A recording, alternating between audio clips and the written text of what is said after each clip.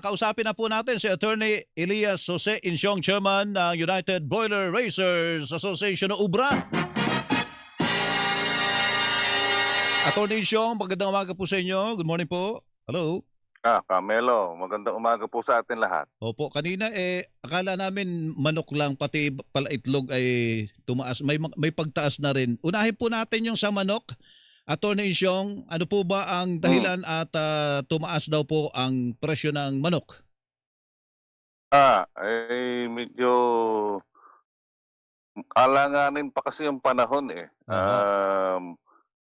Yung habagat ay malamya pa at El Nino, huli dumating ang ulan. At tapos dumating man yung ulan ay sa halip na makatulong sa pagbaba ng temperatura, ay dinagdagan yung malinsangan eh. Uulan siya tapos titigil ng ilang araw na napakainit.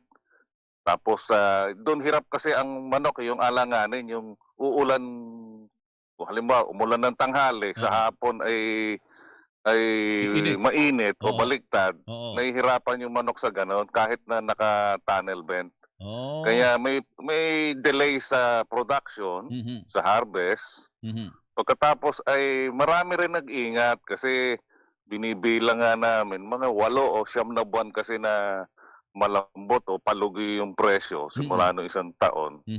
Lalo na nung nagkaroon ng digmaan na bumaba ang demand sa pagkain, yung kakayahan na mamimiling bumili, ay may pinagdaanan din yung marami sa industriya. Marami na tumigil at o di kaya naman ay nagbawas. So ang ibig sabihin, sabay-sabay na eh. Opo, ang ibig sabihin nun, Attorney Insyong, ay nagkulang tayo sa production, ano po ba yun? At kung pagbabatayan natin yung law of supply and demand, dahil kulang nga ang production, tataas talaga ang presyo, ganun po ba yun?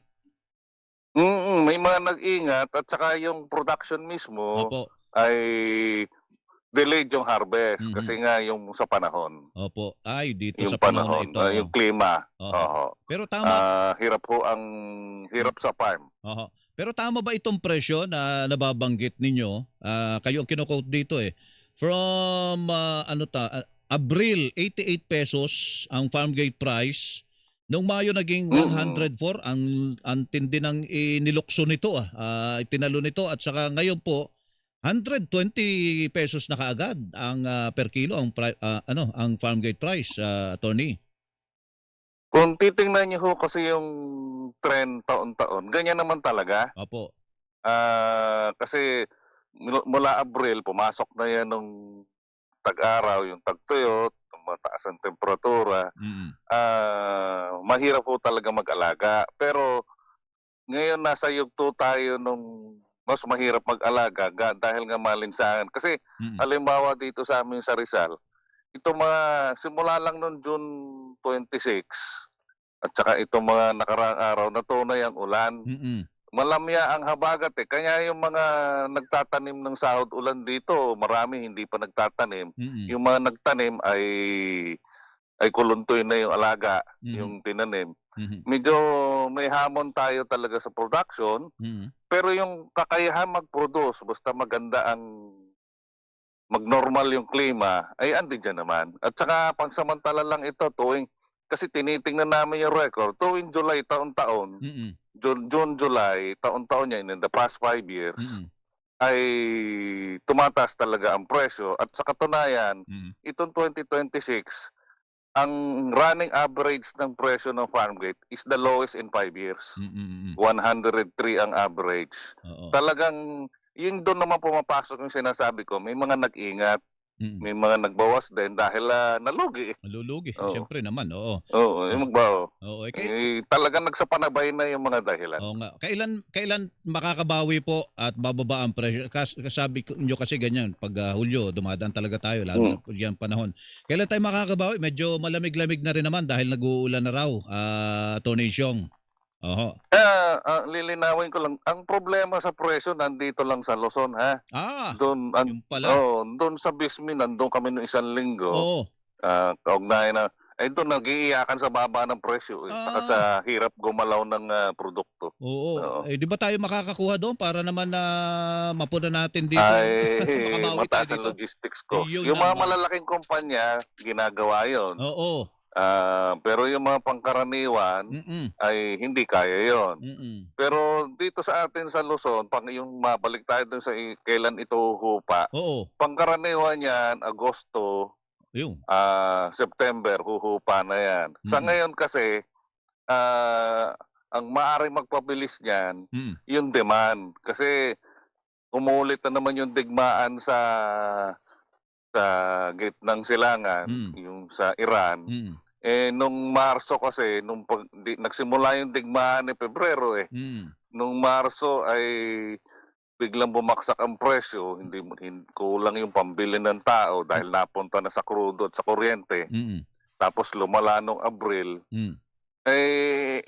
umulit na naman si Trump, binira na naman yung Iran. Iran.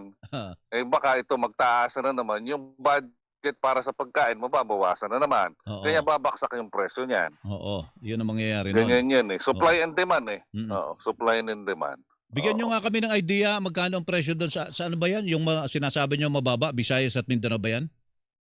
Oho, oho. Eh doon may mga 100, Mm, 105.